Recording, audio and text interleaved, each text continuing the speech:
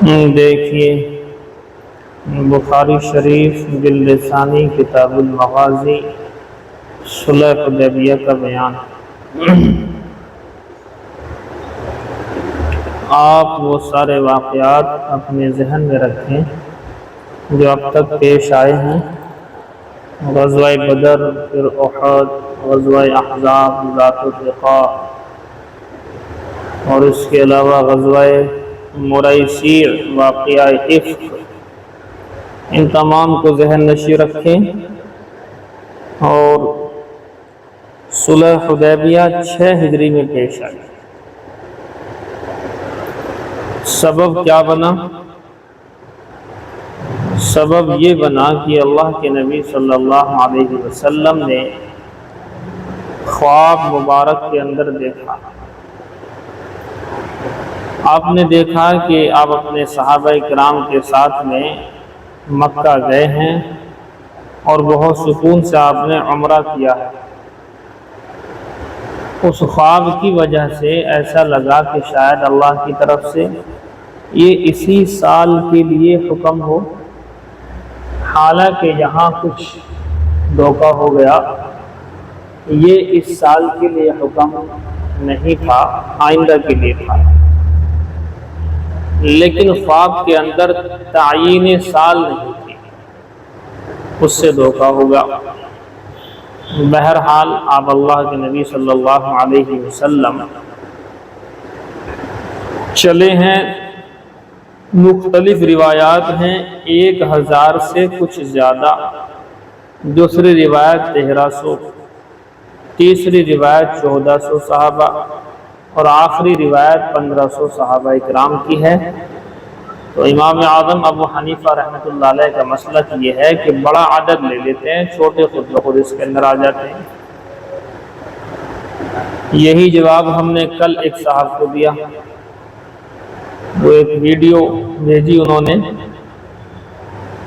ہمارے مفتی صاحب ہی ہیں وہ ممبئی سے، کہ کوئی بزرگ ہیں ان کے اہل حدیثوں کے، وہ کہہ رہے ہیں کہ جمعے کی نماز سے پہلے 4 رکعت کا کوئی ثبوت اور وجود ہی نہیں ہے، صرف 2 رکعت سنت پڑھنی چاہیے جمعے کی نماز سے پہلے۔ آپ لوگ تو خیر ظہر ہی پڑھتے ہیں، تو جیسے روزانہ 4 رکعت سنت ہے ویسے ہی جمعہ کے دن بھی 4 رکعت سنت ہے۔ وہ کہہ رہے ہیں 2 رکعت سنت ہیں، 4 پڑھنا حرام ہے، ناجائز ہے، بدعت ہے، پتہ نہیں کیا کیا خرافاتی بات ہے۔ تو اس پر بھی یہی جواب دیا کہ 2 رکعت والی روایت اگر ملتی ہے تو 4 رکعت والی بھی صحیح روایت حضرت علی اور دیگر صحابہ سے ملتی ہے۔ جب 2 طرح کی روایتیں ملتی ہیں 2 اور 4، تو ہم 4 پر عمل کرتے ہیں۔ وجہ جب 4 پڑھیں گے تو 2 پر تو عمل ہو جائے گا آٹومیٹک، بھئی 4 تو جب آئے گا جب کہ 2 آئے گا، 2 کے بعد 3، 3 کے بعد 4، تو ہمارا تو 2 پر بھی عمل، 4 پر بھی عمل۔ یہی بات ہم اہل حدیث حضرات سے کہتے ہیں جس وقت وہ یہ کہتے ہیں کہ آپ رمضان کے مہینے میں 8 رکعت تراویح پڑھو، 20 رکعت نہیں۔ ہم ان سے یہ کہتے ہیں کہ مان لیجئے بقول آپ کے 8 رکعت کا ثبوت ہو جائے، اور بقول ہمارے روایت موجود ہے، حضرت عمر کی مشہور روایتیں ہیں، 20 رکعت کی روایتیں بے شمار ہیں۔ تو 8 رکعت والی جب عمل کریں گے تو 20 رکعت والی پر تو عمل نہیں ہوگا، لیکن جب آپ 20 رکعت والی روایت پر عمل کرتے ہیں تو پہلے تو 8 والی پہ ہوتا ہے، 8 کے بعد ہی تو 9 آئے گا، 10 آئے گا، 11، 12 اور 20 تک پہنچیں گے، لیکن 8 پر پہنچیں گے تو 20 پر نہیں پہنچیں گے۔ اگر 8 والی پر عمل کریں گے تو 20 تھوڑی ہو جائیں گے، لیکن 20 ہوں گی تو 8 بھی ہو جائیں گے۔ تو ہمارے ہاں مسلکی ایک معاملہ یہ ہے کہ ہم کوشش کرتے ہیں ساری روایات میں بڑی روایت کو لیں تاکہ ساری روایات کا مسئلہ حل ہو جائے۔ خیر یہ بیچ میں بات آئی، ذہن نشی رکھیں آپ، چونکہ آج کل خاص طور سے جن جگہوں پر آپ رہ رہے ہیں وہاں سے مجھے مسلسل فون آتے ہیں۔ اہل حدیث حضرات کے بڑے جم گھٹے ہیں آج کل، تو غیر مقلد کہیں، اہل حدیث نہ کہیں ان کو آپ، یہ اوٹ پٹانگ مسئلے مسائل جو ہے پھیلا رہے ہیں کہ 3 طلاق دی تو 1 لگی، بھئی 3 دی ہیں، کہنے والا دینے والا اقرار کر رہا ہے 3 کا، آپ اسے 1 کہہ رہے ہیں۔ مارنے والا کہہ رہا ہے کہ 3 گولی ماری، آپ کہہ رہے ہیں 1 ہی ماری۔ تھپڑ مارے ہیں 3، اور وہ کہہ رہا ہے میں نے اس کو 3 تھپڑ مارے، آپ کہہ رہے ہیں 1 ہی ہے بس۔ وہی 3 طلاق دی تو 3 لگی۔ یہ الگ بات ہے کہ تینوں ایک ساتھ دینا ناجائز، حرام اور بدعت ہے، لیکن لگ جاتی ہے۔ کسی کا مرڈر کرنے کے لیے گولی مارنا حرام ہے، لیکن لگ تو جائے گی، اس کو گولی کو تھوڑی پتا کہ میں حرام جا رہی ہوں یا مطلب حلال، وہ تو لگے گی جس بھی جگہ لگ رہی ہے۔ بہرحال یہ مسائل روزانہ آتے جاتے رہتے ہیں۔ تو 1000 سے کچھ زیادہ صحابہ تھے، یہ روایت بخاری ہی میں آئے گی۔ 1300 صحابہ بخاری میں روایت آئے گی، 1400 صحابہ بخاری میں روایت آئے گی، 1500 صحابہ بخاری میں روایت آئے گی۔ تو ہم نے کیا کہیں گے، 1500 والی روایت لے لو، وہ 1000 سے کچھ زیادہ میں بھی وہی کہلائے گا، 1300 بھی اس کے اندر خود بخود آ گئے، 1400 بھی خود بخود آ گئے، 1500 کے اندر سب حل ہو گیا۔ تو 1500 صحابہ کرام کو لے کر اللہ کے نبی صلی اللہ علیہ وسلم اس خواب کی وجہ سے یہاں سے روانہ ہو گئے۔ روانہ ہوئے اور روانہ ہونے کے بعد مکہ والوں کو خبر لگ گئی کہ ایسے ایسے یہ 1500 صحابہ ذوالحلیفہ سے احرام کا عمرے کا احرام باندھ کر آ رہے ہیں۔ ذوالحلیفہ کا بیان آپ کے سامنے ہو چکا ہے، اگر آپ کو یاد ہو، ساری دنیا کے لیے 5 میقاتیں ہیں، وہاں سے احرام باندھنا پڑتا ہے، یا وہاں سے پہلے سے احرام باندھو، لیکن اس جگہ سے ان 5 میقاتوں سے بنا احرام کے آگے آپ نہیں گزر سکتے۔ یہ پورا بیان آپ کے سامنے ہو چکا ہے۔ 5 میقاتوں کے نام بھی آپ لوگوں کو ہم نے لکھوا بھی دیے تھے، یاد بھی کروائے تھے۔ ان میں سے ایک میقات جو بڑی میقات کہلاتی ہے مدینہ والوں کی، ذوالحلیفہ ہے، اور ہماری میقات تو خیر ہوائی جہاز کے اندر ہی مطلب آ جاتی ہے، اس لیے ہمارے لوگ ایئرپورٹ سے ہی احرام جو ہے باندھ لیتے ہیں عمرے کا۔ تو ایک میقات ہے ذوالحلیفہ مدینے والوں کی، ایک میقات ہے یلملم، ایک میقات ہے ذات عرق، ایک میقات ہے قرن المنازل، ایک میقات ہے جحفہ۔ یہ 5 میقاتیں اور اس کے محاذات پورے عالم کے لیے، سارے عالم کے لوگ 5 طرف سے مکہ کو گھیرے ہوئے ہیں یہ، لہذا مکہ میں انٹری کرنے کے لیے ان 5 سے یا 5 کی برابری سے ہی گزرنا پڑے گا، تبھی اندر داخل ہوں گے، اور وہاں بنا احرام کے داخل نہیں ہو سکتے۔ تو ذوالحلیفہ سے عمرے کا احرام باندھا تھا اللہ کے نبی صلی اللہ علیہ وسلم نے۔ سب سے زیادہ بڑی میقات اسی کی کہلاتی ہے، وجہ دور زیادہ ہے، دور تو بہت ہے، 400 سے بھی زیادہ کلومیٹر کی میقات ہے۔ 400 کچھ کلومیٹر پہلے سے عمرے کا احرام باندھ لیا جائے، سب سے زیادہ کلومیٹر یہی ہے، باقی سب 150 200 70 80 ایسے کلومیٹر مکے سے۔ تو آپ صلی اللہ علیہ وسلم نے عمرے کا احرام باندھا ذوالحلیفہ سے، اور اپنے ساتھ جانور لیے قربانی کے لیے، اور آپ نے کوئی یہ بھی نہیں کیا کہ صاحب اس خبر کو چھپاؤ، ہم کیوں جا رہے ہیں، کیونکہ عمرے کا ارادہ ہے، اور عمرے سے روکنا ان کے ذہن میں بھی نہیں تھا کہ یہ مکہ والے اتنے زیادہ مطلب فون بند کرنا بھول گئے ہیں کہ مکہ کے لوگ جو ہے اتنے زیادہ بدتمیز ہو چکے ہیں کہ ہمیں عمرہ سے بھی روک دیں گے۔ پھر وہ خواب کی وجہ تھی، حالانکہ خواب میں یہ نہیں کہا گیا تھا اسی سال آپ جاؤ گے، بلکہ صرف دکھایا گیا تھا، اور خواب جو ہوتا ہے انبیاء کا وحی الہی ہوتا ہے۔ بہرحال یہ آگے بڑھے ہیں، 3 مرحلوں کے لگ بھگ آپ پہنچے ہیں۔ 3 مرحلے مطلب جیسے کہ یہاں سے انسان چلے تو ایک بار میں جہاں تک چل سکتا ہے اس کو کہتے ہیں۔ تو صحابہ کرام اب 3 مرحلے مکہ رہ گیا تھا وہاں سے، کہ 3 بار پڑاؤ ڈال دیں گے تو مکہ جو ہے پہنچ جائیں گے۔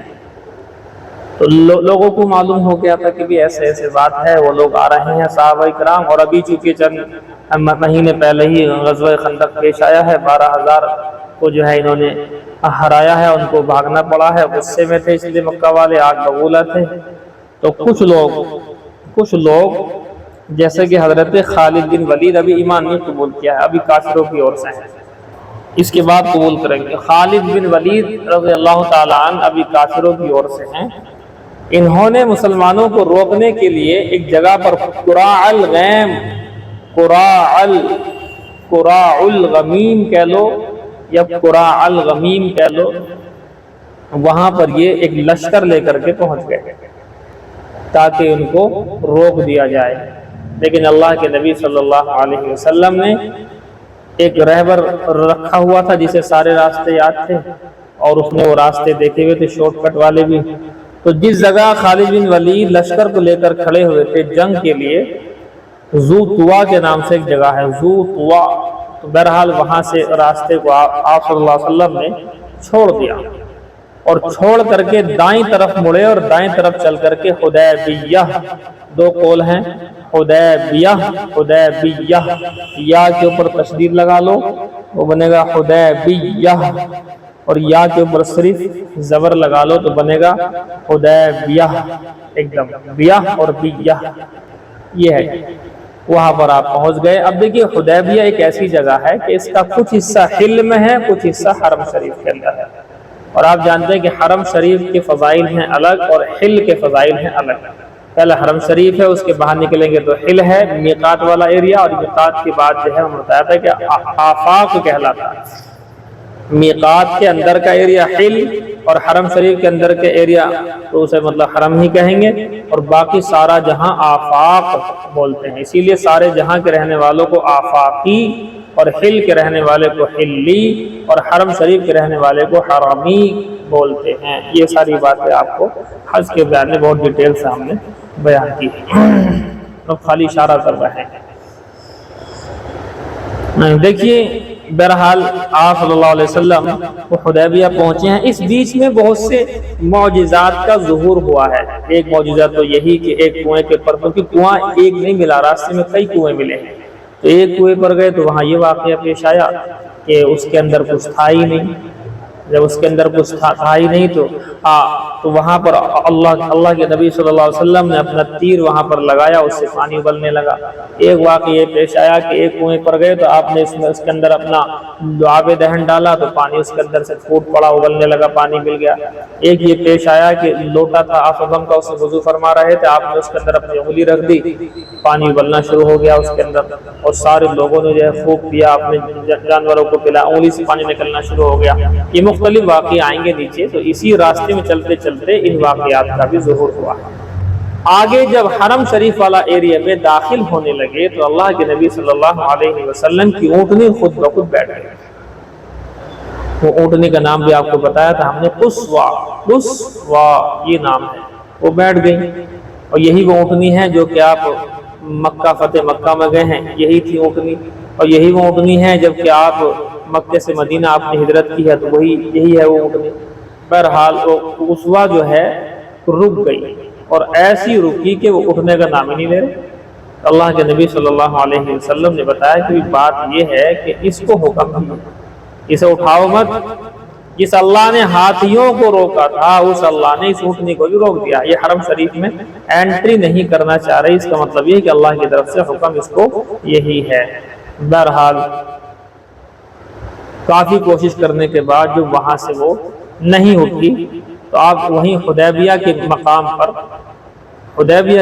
پر آپ وہیں پر رک گئے، اور وہ واقعہ پیش آیا جو آپ کو میں نے بتایا کہ وہاں ایک کنواں تھا، اس کا نام حدیبیہ، اور کنواں تھا اس علاقے کا نام بھی مطلب حدیبیہ ہے، اور حدیبیہ کے اندر ایک چشمہ بھی تھا، اسے بھی کہتے ہیں حدیبیہ. تو پانی لینے کے لیے جب صحابہ کرام گئے تو پانی اس کا ایک دم سے ختم ہو گیا. حضور سے کہا یا رسول اللہ اس کے اندر تو پانی وانی ہے ہی نہیں. تو آپ نے اپنے ترکش میں سے ایک تیر نکال کر کے دیا کہ جاؤ اس کنویں کے اندر اسے گاڑ دو. تھوڑی دیر کے بعد دیکھا کہ جب اس کے اندر گاڑا تو پانی اس کے اندر سے ابلنے لگا، اور سارے کے ساروں نے خوب پانی پیا، اپنے جو ہے جانور وغیرہ کو بھی پلایا. اب دیکھیں یہاں کیا ہوا.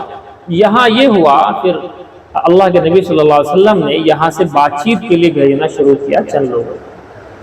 تو سب سے پہلے تو ایک صحابی ہیں، ان کا نام آئے گا نیچے روایت کے اندر آئے گا. تو وہ گئے ہیں وہاں پر، لیکن کوئی بات نہیں بن پائی، اور ان کے ساتھ بدتمیزی بھی کی، ان کے اونٹنی کو ذبح بھی کیا. مکہ والوں نے انہیں مارنا بھی چاہا، لیکن کسی نے کہا کہ نہیں، جب بات چیت کے لیے آئے تو مارا موری مت کرو. اونٹنی ذبح کر دی. وہ حضور صلی اللہ علیہ وسلم کے پاس آئے کہ جی وہ مان نہیں رہے ہمارے آنے کے لیے، وہ تو انکار ہی کرے جا رہے ہیں کہ آپ لوگ حرم شریف کے اندر انٹری نہ کریں، ہم آپ کو عمرہ نہیں کرنے دیں گے. مکہ والے کہتے ہیں کہ اچھا. مشورہ ہوا کہ حضرت عمر کو بھیجو. حضرت عمر کا آپ کو معلوم ہے مزاج کیا ہے. حضرت عمر نے فرمایا کہ یا رسول اللہ میرا کچھ جھگڑا وگڑا ہو گیا وہاں، تو میرا تو کوئی ہے بھی نہیں وہاں، آپ حضرت عثمان کو بھیجو. حضرت عثمان کے کانٹیکٹ والے وہاں موجود ہیں، خاندانی موجود ہیں، اور وہ عزت بھی کرتے ہیں حضرت عثمان غنی کی۔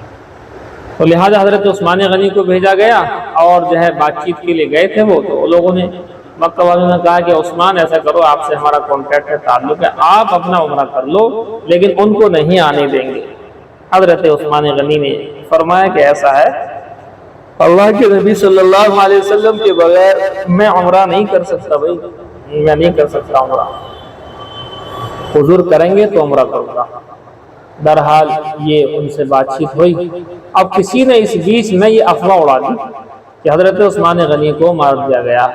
اب ظاہر سی بات ہے، عثمان غنی کو معمولی شخصیت تو ہے نہیں، ذو النورین ہے، حضور صلی اللہ علیہ وسلم کی ایک بیٹے کا انتقال ان کے نکاح میں ہو چکا رقیہ کا، دوسری بھی اللہ کے نبی صلی اللہ علیہ وسلم نے ان کو دے دی، اور یوں کہا کہ 100 بھی ہوتی جب بھی میں انہی کو دے دیتا ایک کے بعد ایک۔ تو حضرت عثمان غنی جو ہے اتنے چہیتے بھی ہیں حضور کے کہ ایک کی جگہ 2 بیٹی دی ہیں اللہ کے نبی صلی اللہ علیہ وسلم نے۔ حضرت عثمان غنی کا مقام بڑا اونچا، حیا ان کے اندر اس قدر تھی کہ کیا کسی عورت کے اندر ہوگی ایسی حیا، تو اس لیے جن کا مقام بڑا اونچا ہے۔ اور اللہ کے نبی صلی اللہ علیہ وسلم کو جب یہ خبر اڑی ہے، کسی نے افواہ اڑا دی تھی، بات صحیح نہیں تھی۔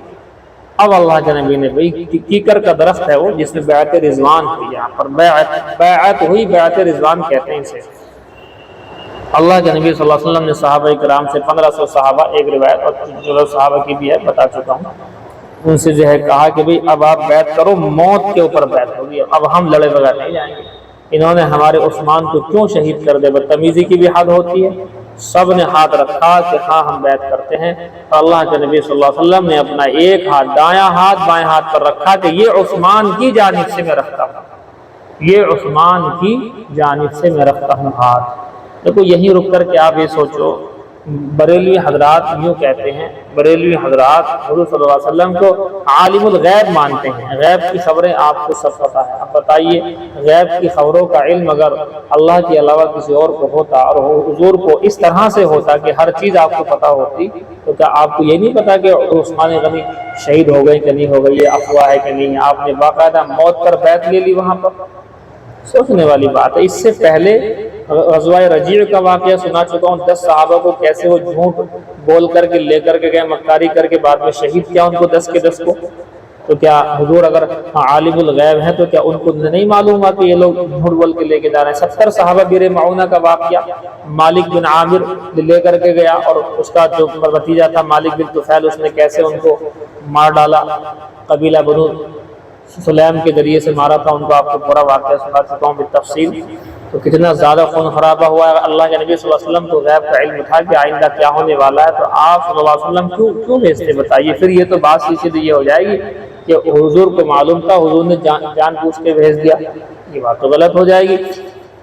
حضور کو تب معلوم ہوتا تھا جب اللہ بتاتا تھا، اللہ نہ بتائے تو پھر نہیں۔ اسی کو اللہ کے نبی صلی اللہ علیہ وسلم فرمایا، اور اللہ نے فرمایا کہ یوں کہو وَلَوْ كُنْتُ اعلم الغیب، اگر میں غیب کی ساری باتیں جانتا، لَاسْتَكْثَرْتُ مِنَ الْخَيْرِ، تو میرے پاس تو خیر ہی خیر ہوتی، وَمَا مَسَّنِيَ السُّوءُ، اور مجھے کوئی پریشانی دقت کبھی نہ آتی، لیکن دقت آتی ہے۔ اللہ کے نبی صلی اللہ علیہ وسلم کے دانت مبارک جو شہید ہوا ہے، تو اس لیے جو ہے ان لوگوں کا یہ کہنا کہ بھئی حضور صلی اللہ علیہ وسلم کو علم غیب تھا، یہ بات کہیں سے کہیں تک ثابت نہیں ہوتی ہے۔ تو اس لیے جو ہے آپ کو یہ بھی یہاں سے نوٹ کرنے والی بات ہے۔ تو بہرحال حضرت عثمان غنی گئے، افواہ اڑ گئی، اس بات کی افواہ اڑا دی گئی کہ بھئی ان کو شہید کر دیا گیا، اور حضور کو نہیں پتا۔ تو حضور کا علم غیب تو ہے نہیں، ظاہر سی بات ہے، اللہ ہی ہے عالم الغیب والشہادہ هو الرحمن الرحیم، آپ نے پڑھا ہے قرآن کریم کے اندر۔ اس طرح کے دلائل کو نوٹ کیا کریں، کیونکہ آئندہ چل کر کے یہ چیزیں کام آ جائیں گی آپ کو۔ 1500 صحابہ نے بیعت لے لی کیکر کے درخت کے نیچے۔ اب دیکھیے یہاں پر بیعت ہوئی تو مکہ والوں کو خبر پہنچی کہ ان صحابہ کرام نے بیعت لے لی ہے، اب وہ جنگ لڑیں گے۔ اور آپ لوگ جانتے ہو کہ جب یہ لوگ صلی اللہ علیہ وسلم جنگ لڑنے کے لیے آتے ہیں تو ان کا کیا معاملہ ہوتا ہے، بہت سخت ہے یہ تو اس معاملے میں۔ بہرحال اس کے بعد پھر مکہ والوں کی طرف سے خبر آئی کہ بھئی لڑائی وڑائی نہ کرو، اور حضرت عثمان غنی کو ہم چھوڑ رہے ہیں، شہید نہیں ہوئے ہیں، یہ کسی نے افواہ اڑائی۔ بہرحال حضرت عثمان غنی آئے، بتایا کہ نہیں انہوں نے شہید تو نہیں کیا، لیکن کسی نے افواہ اڑا دی۔ تو بہرحال یہ بیعت تو ہو گئی۔ اب وہاں سے کچھ لوگوں کا آنا جانا شروع ہوا۔ کیا بات ہے؟ تو سب سے پہلے ایک شخص آئے ہیں بدیل بن ورقہ خزاعی، یہ بعد میں صحابی ہوئے ہیں، یہ بھی آپ نوٹ کر لینا، کیونکہ میں اس بات کو پہلے بتا دیتا ہوں، کوئی ذہن نہ بنے کس طریقے کا۔ جن لوگوں نے بعد میں ایمان قبول کیا ہے ان کو پہلے ہی نوٹ کر لینا چاہیے۔ بدیل بن ورقہ، ورقاء حمزہ کے ساتھ ورقاء بنے گا، خزاعی ہیں، یہ مطلب قبیلہ بنو خزاعہ کے لوگ ہیں، جو بہرحال یہ آئے ہیں اور ابھی کافروں کی اور سے آئے ہیں، حضور کی خدمت میں آئے ہیں، اور آپ صلی اللہ علیہ وسلم چند لوگوں کے ساتھ آئے ہیں، یہ بھی نہیں کہ صاحب اکیلے آئے ہیں، اور آ کر کے چونکہ حضور کی خیرخواہ آئی ہے۔ قبیلہ نوٹ کر لیجئے، بنو خزاعہ کا قبیلہ جس کے بدیل بن ورقہ ہیں، یہ زمانہ جاہلیت کے اندر بھی اور زمانہ اسلام کے اندر بھی حضور کا خیرخواہ رہا ہے۔ یہ ہے جی۔ اب انہوں نے آ کر کے بدیل بن ورقہ آئے ہیں، اور آنے کے بعد آپ صلی اللہ علیہ وسلم سے کچھ بات کہی ہے کہ بھی ایسے ایسے ہم ایک جگہ پر دیکھ کر کے آ رہے ہیں، تو کچھ لوگوں نے آپ سے جنگ لڑنے کے لیے ایک جگہ پر پڑاؤ وغیرہ ڈال رکھا ہے، اور آپ کو بیت اللہ سے روکنے کے لیے ہر جتن وہ لوگ کرنے کے لیے جو ہے ریڈی بیٹھے ہوئے ہیں۔ تو حضور نے فرمایا کہ بدیل بن ورقہ ایسا ہے، ہم کسی سے لڑنے کے لیے نہیں آئے، وہ تو حضرت عثمان غنی کی شہادت کی خبر ہو رہی تھی، ہم نے موت پر بیعت کی تھی، باقی جب وہ ابھی زندہ ہیں، وہ آ گئے ہیں ہمارے پاس، تو لہٰذا ہمارا کوئی معاملہ ایسا نہیں ہے، لڑائی کا ہمارا نہ مقصد پہلے تھا نہ اب ہے، اب تو ہم عمرہ کرنے کے لیے آئے ہیں، لہٰذا ہمیں عمرے کے لیے ان سے کہو، لیکن بہرحال وہ نہ مانے تو ہم ان سے اگر کوئی ناجنگ معاہدہ، جنگ بندی کا معاہدہ اگر وہ ہمارے ساتھ کرنا چاہتے ہیں تو ہم ان سے جنگ بندی کا معاہدہ کر سکتے ہیں، اور وہ اگر کوئی شرط لگانا چاہتے ہیں جس کے اندر اللہ اس کے رسول کا معاملہ ایسا نہ ہو کہ وہ غلط بات کہیں ہم سے کہ تو بت پرستی کر لو، اس طرح کی بات نہ کہیں، تو ہم ان کی شرطیں بھی کافروں کی مان لیں گے۔ تو ایک طرح سے یہ ہے کہ صلح حدیبیہ جو ہوئی ہے وہ دب کر ہوئی ہے، اسی پر حضرات صحابہ کرام کو غصہ بہت تھا، انہیں جو ہے تھوڑا سوچ وچار کر رہے تھے کہ بھی ہم تو حق پر ہیں، اس کے باوجود بھی ہم دب کر رہے ہیں صلح، لیکن اللہ کی طرف سے جیسا فیصلہ تھا سارے صحابہ کرام نے مانا، بہرحال وہ آئے، اور آنے کے بعد لیکن حضرت بدیل کی بات انہوں نے مانی نہیں۔ ان کے بعد پھر حضرت عروہ ابن مسعود آئے ہیں، حضرت عروہ ابن مسعود یہ آئے ہیں، اب یہ بھی بعد میں صحابی بنے ہیں، اس لیے ان کو رضی اللہ عنہ کہے، لیکن اب تو خیر کافروں کی اور سے آئے ہیں۔ یہ آئے اور آ کر کے انہوں نے دیکھا، بات چیت کی حضور سے، انہوں نے بہت ساری چیزیں دیکھی کہ میں بڑے بڑے بادشاہوں کے پاس گیا ہوں، لیکن جیسی محبت حضور کے ساتھ ہی حضور سے کرتے ہیں کہ وضو کا پانی اگر وہ کہیں ڈالتے ہیں گراتے ہیں تو اس سے پہلے وہ کسی نہ کسی کے ہاتھوں پر پڑتا ہے، اور اس وضو کے پانی کو جو ہے صحابہ کرام اپنے چہروں پر اپنے ہاتھوں پر مل لیتے ہیں، تو ایسی محبت تو ہم نے کہیں نہیں دیکھی ہے۔ بہرحال عروہ ابن مسعود نے سارے حالات دیکھ کر کے وہاں جا کر کے بتائے، بات نہیں بن پائی، اور پھر حضرت سہیل بن عمرو بھی آئے ہیں، یہی بعد میں صحابی بنے ہیں، حضرت سہیل بن عمرو، یہ ابو جندل کے ابا ہیں، ابو جندل کا واقعہ یہیں پر ابھی آئے گا انشاءاللہ، ابو جندل ابو بصیر کے واقعہ آئے گا۔ تو کہتے ہیں حضرت سہیل بن عمرو جب آئے تو سہیل کی معنی کیا آتے ہیں؟ آسانی پیدا کرنے والا۔ تو حضور نے جب یہ دیکھا کہ اچھا یہ آ گئے ہیں تو اب معاملہ آسان ہو جائے گا، معاملہ آسان ہو جائے گا، یہ حضور نے فرمایا انہیں دیکھ کر کہ سہیل لفظ سے سہل یعنی آسانی کا نیک فالی لی۔ دیکھو بد فالی تو ہمارے یہاں ہے نہیں، بد فالی کہتے ہیں کسی چیز کو دیکھ کر کے یہ سوچنا کہ بھئی پرندہ بول رہا ہے اب گھر میں کوئی موت ہو گئی، اور جو ہے آٹے کے اندر یہ نکل گیا بال، اب کچھ مصیبت آئے گی، گھر پہ الو بول گیا اب کچھ ہو جائے گا، اسے کہتے ہیں بد فالی۔ اور نیک فالی کہتے ہیں کسی لفظ سے کسی بات سے اچھا رزلٹ لینا، کہ بھی سہیل مانے سہل، سہل کے معنی آسانی، تو انشاءاللہ معاملے میں آسانی ہوگی، یہ بات تو آپ بول سکتے ہیں۔ مثال کے طور پر کوئی آدمی بیمار ہے، اب کوئی شخص ملاقات کے لیے آیا، مان لیجیے میرا جو نام ہے طیب ہے، اس کے معنی صحیح، ٹھیک، پاک، یہ معنی ہے اس کے۔ تو اگر کوئی کسی انسان کے پاس ایسا آدمی گیا اس نام کا، تو آپ کہہ سکتے ہیں کہ ماشاءاللہ دیکھو ٹھیک آدمی آ گیا، طیب معنی ٹھیک اور گڈ اور صحیح، لہذا اب یہ صحیح ہو جائیں گے۔ تو اس طرح کی نیک فالی لے سکتے ہیں، لیکن غلط فالی نہیں لے سکتے، اس کو الٹا نہیں کہہ سکتے. کوئی آدمی اگر ایسا گیا غلط اس کے معنی ہے تو اس سے یہ نہیں کہہ سکتے کہ اب اس کے اندر ایسا ہو جائے گا. اسلام چونکہ پوزیٹیو مذہب ہے، مثبت، نیگیٹو نہیں ہے، اس کے اندر نیگیٹیوٹی کو منع کیا گیا ہے. دیکھیے اب آپ بہرحال 3 4 5 لوگ اس طریقے سے آئے ہیں. حضرت سہیل کے آنے کے بعد حضور نے فرمایا کہ اب معاملہ آسان ہو جائے گا. تو اب یہاں پر دیکھیے صلح حدیبیہ کے اندر صلح ہوئی ہے، دب کر ہوئی ہے، اور اس کے اندر چند دفعات تھیں، چند لائنیں لکھی ہوئی تھی. اس کو آپ دیکھ لیجئے. سب سے پہلی لائن اس کے اندر یہ تھی کہ اس سال آپ عمرہ نہیں کر سکتے، واپس جانا پڑے گا. اگلے سال بغیر ہتھیاروں کے آپ آئیں گے، صرف تلوار میان میں رکھ کر کے تو آپ لا سکتے ہیں. چونکہ ظاہر سی بات ہے راستے میں 450 کلومیٹر کا راستہ ہے مکہ مدینہ کے درمیان کا. کوئی اگر لوٹ پاٹ ہوتی ہے تو اس کی بات کے لیے کچھ نہ ہونا چاہیے، لیکن عام ہتھیار جو ہوتے ہیں بھالے وغیرہ، اس طرح جنگ والے بھالے وغیرہ نہیں لے کر کے آئیں گے. آپ اگلے سال آئیں گے، اگلے سال آنے کے بعد آپ عمرہ کریں گے اپنا یہ، اور ہم سارے کے سارے مکہ والے 3 دن کے لیے مکہ چھوڑ کر باہر پہنچ جائیں گے. آپ کا پورا کا پورا مکہ آپ لوگوں کے لیے ہوگا 3 دن کے لیے. آپ عمرہ کریں چاہے جتنی عمرے کریں. تو یہ ہو گیا تھا. حضور نے کہا ٹھیک ہے، اس پر رائٹ کا نشان لگا دیا آپ نے کہ ٹھیک ہے.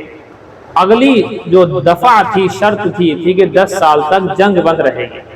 ہمارے تمہارے درمیان جو ایک زمانے سے جنگ ہوتی چلی آ رہی ہے، اب اسے روک دیجیے گا. تم بھی اپنا کام دھام کرو، کماؤ دھماؤ، اور ہم بھی اپنا کام دھام کریں اور دین کو آگے پھیلائیں. اپنے تو اپنا کام کرو، ہم اپنا کام کرتے ہیں.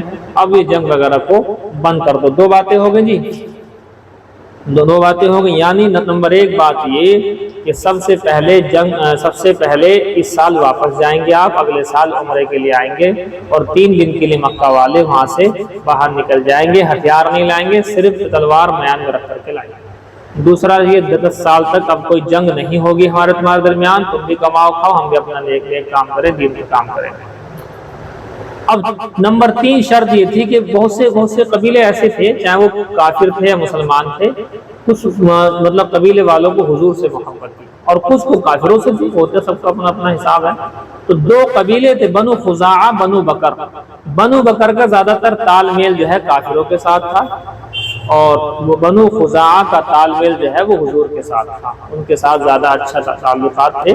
تو جو قبیلہ جس کے ساتھ لگنا چاہے لگ سکتا ہے. تو بنو بکر کفار کے ساتھ لگ گئے تھے اور بنو خزاعہ جو حضور صلی اللہ علیہ وسلم کے ساتھ لگ گئے تھے. مطلب یہ تھا کہ اگر بنو بکر پر مسلمانوں نے یا بنو خزاعہ نے حملہ کر دیا تو اس کو معاہدہ توڑنا کہا جائے گا، پھر جنگ ہوگی.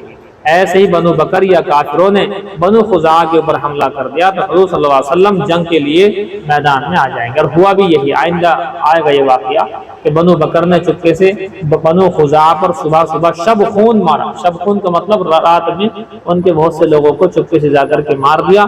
اس سے جنگ بندی کا معاہدہ ٹوٹ گیا، پھر فتح مکہ ہوا. یہ بات آگے آئے گی. 3 چیزیں ہو گئی. چوتھی اور بڑی بھاری چیز تھی. چوتھی اور بڑی بھاری چیز تھی کیا؟ کہ اگر کوئی یہاں سے قریش کا آدمی، کوئی کافر اگر مسلمان ہو کر مدینہ پہنچ جائے تو اسے واپس دینا پڑے گا. لیکن مدینہ سے کوئی مسلمان کافر ہو کر اگر مکہ آ گیا، ہمارے علاقے میں آ گیا، تو آپ اسے ہم سے واپس نہیں لے سکتے. یہ دفعات تھوڑی سی بھاری تھی. تھوڑی کیا بہت بھاری تھی. کوئی آدمی یہاں سے اگر مسلمان ہو کر کے جا رہا ہے مدینہ تو اس کو رکنا چاہیے وہاں. تو حضور نے دب کر کے چونکہ صلح کی تھی، معلوم تھا کہ اس کے بعد فتح آئے گی بہت بڑی، اور ہوا بھی یہی. اس دب کر صلح کرنے سے بہت بڑی فتح اللہ رب العزت نے دی ہے. تو فرماتے ہیں کہ اس پر آپ نے سائن کر ہی رہے تھے کہ اچانک حضرت سہیل جو بیٹھے نا، جو معاہدہ لکھ رہے ہیں، ابھی انہوں نے ایمان قبول نہیں کیا. حضرت سہیل بن عمرو ابھی انہوں نے ایمان قبول نہیں کیا. ان کا بیٹا ابو جندل بیڑیوں میں جکڑا ہوا تھا، گھر میں جو ہے ایمان قبول کر چکا تھا.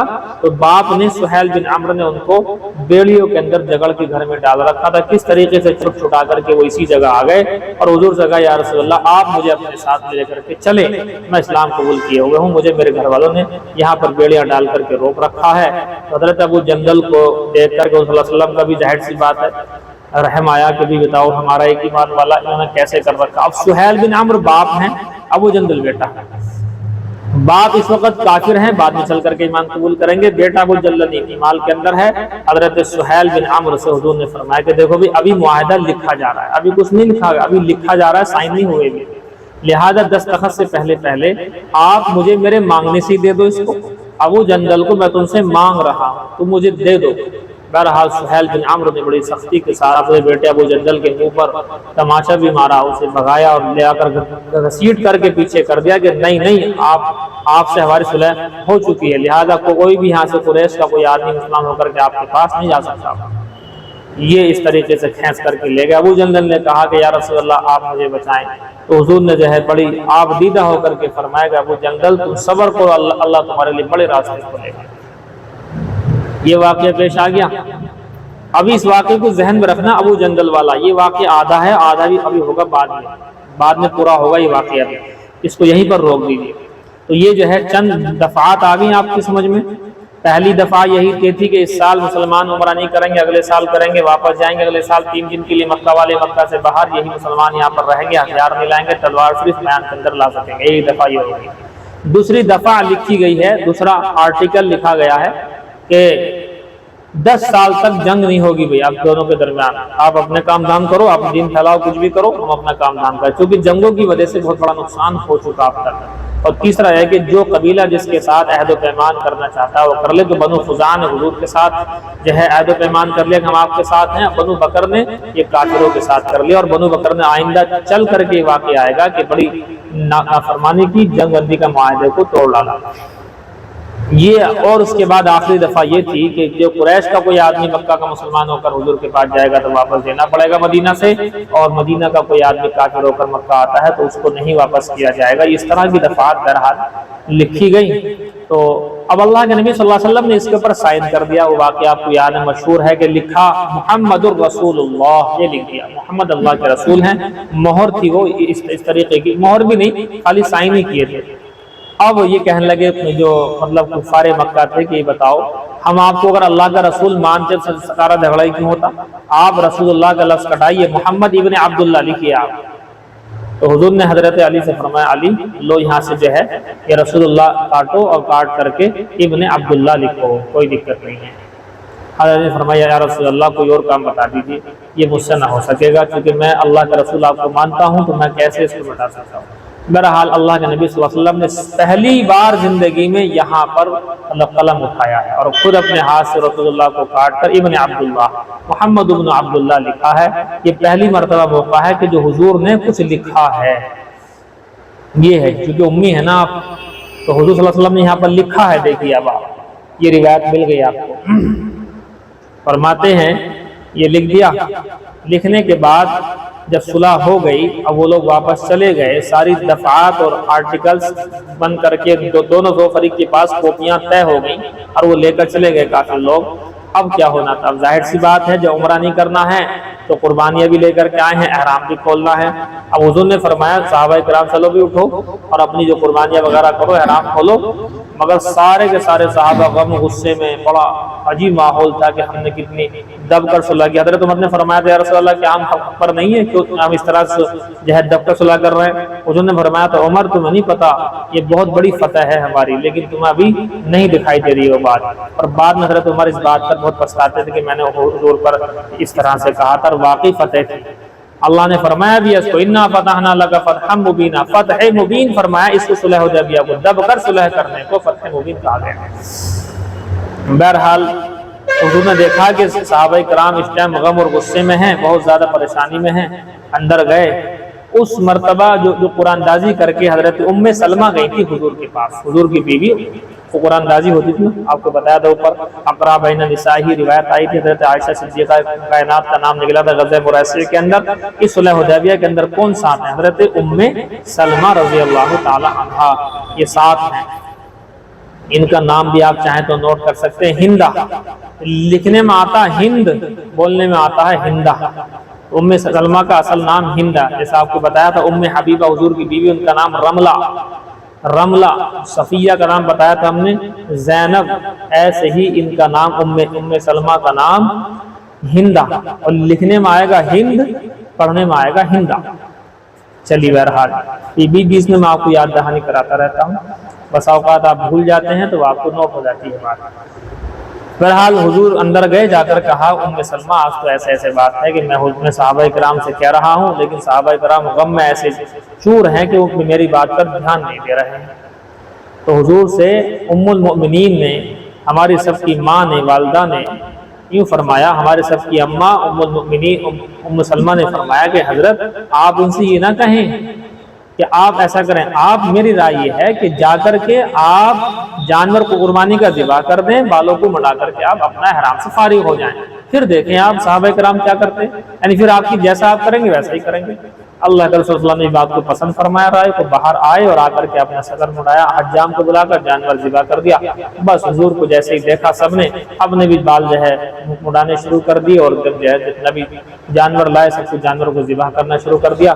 بہرحال یہاں سے اب فارغ ہو گئے، فارغ ہونے کے بعد یہاں سے پھر آگے بڑھے ہیں۔ بہرحال دیکھیے یہ سارے کے سارے واقعات آپ کے سامنے موٹے موٹے آ گئے ہیں، اور روایت کا جو اندر کے واقعات ہیں، تو ابو جندل کا میں نے آپ سے کہا تھا اس کو ذہن میں رکھنا۔ تو ابو جندل صحابی رسول رضی اللہ تعالیٰ عنہ کو واپس کر دیا گیا۔ اب یہ ہوا ایک لیڈیز اسلام قبول کر کے مکہ سے مدینہ پہنچ گئی۔ اب انہوں نے یہاں سے خبر بھیجی، اب جیسے ہی یہاں سے خبر بھیجی کہ بھئی ایک لیڈیز آئی ہیں اسلام قبول کر کے مکہ، آپ کا جو معاہدہ اس کے بطور واپس کرو، تو حضور نے کہا کہ ہمارا معاہدہ تو مردوں کے لیے ہے، عورتوں کے لیے کہاں لکھا آپ نے اس میں؟ اور اس معاہدے کے کاپی کے اندر لکھا ہوا تھا رجل کے معنی مرد، امرات نہیں لکھا ہوا تھا اس کے اندر، تو رجل کے معنی مرد۔ تو وہ لوگ مکہ والے واپس آئے کہ ہاں بات تو صحیح ہے، ہمارے معاہدے کے اندر تو مرد کا لفظ لکھا ہوا، تو وہ تو رک گئی، عورت کو تو حضور نے واپس نہیں کیا۔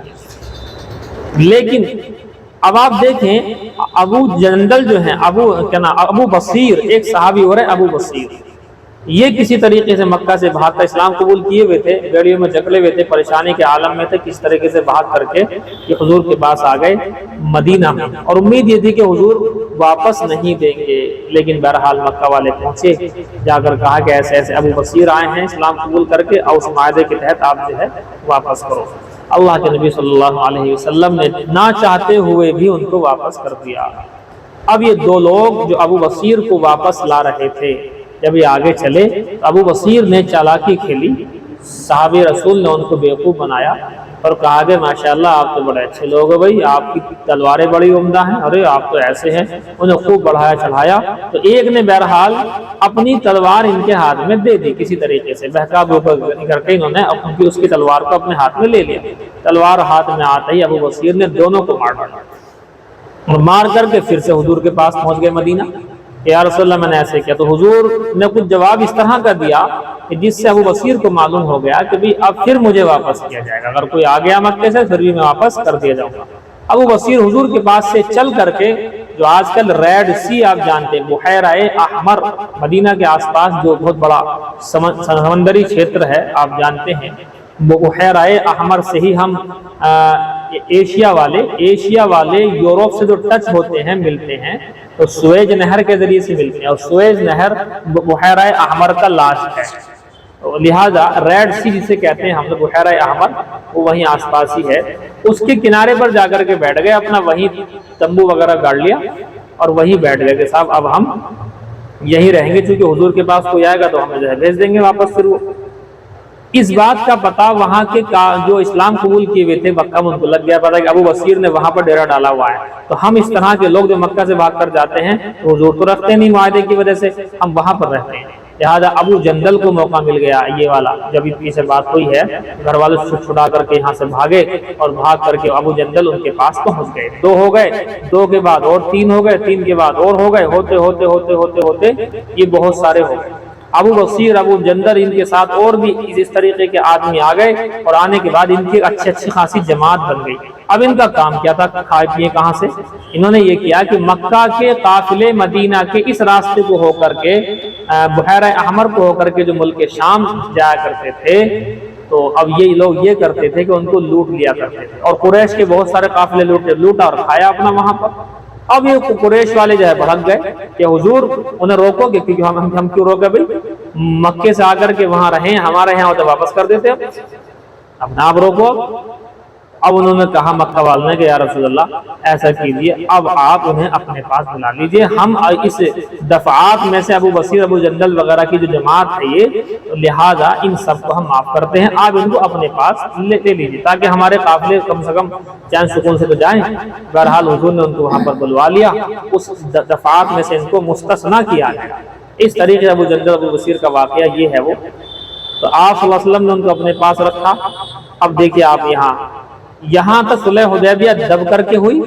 जब सुलह हुदैबिया में वहां से वापस आ रहे थे ना, हुदैबिया से तो गम के अंदर तो थे ही सहाबाए किराम, तो वो आयत नाजिल हुई थी, इन्ना फतहना लका फतहन मुबीना।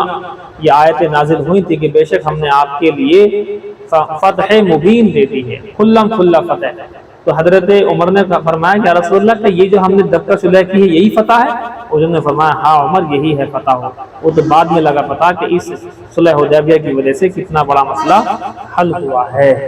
देखिए आज ही वाक़या रहने दो, 45 मिनट हो चुकी हैं आपके इस वाक़ये को सुनाते हुए, तो 45 मिनट में पूरा वाक़या मिन व अन और जो है इधर उधर की सारी बातें वो आ गई हैं, लेकिन कुछ वाक़यात जो खुद रिवायत में जिक्र हैं उनको मैं छोड़ा हूँ, वो रिवायत में साथ साथ ही आपके सामने वाक़यात आ जाएंगे। बाब ग़ज़वतिल हुदैबिया बिक़ौलिल्लाहि तआला, ये बाब है ग़ज़वा हुदैबिया का।